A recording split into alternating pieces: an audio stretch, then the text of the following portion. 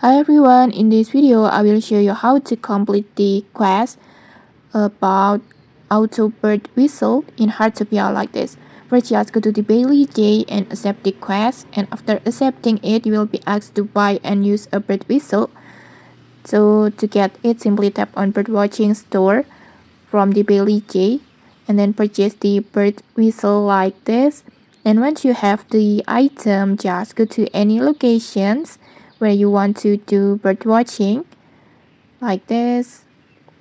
And then after that, just open your smartwatch and then just find the bird whistle and then just tap on use like this. And when activated, this auto tool will make nearby birds start moving and doing different activities.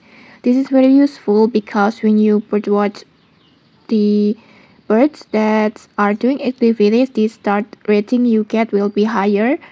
And another benefit is that the bird whistle will also help you to detect bird locations because it creates a marker effect on the birds and making them much easier to find.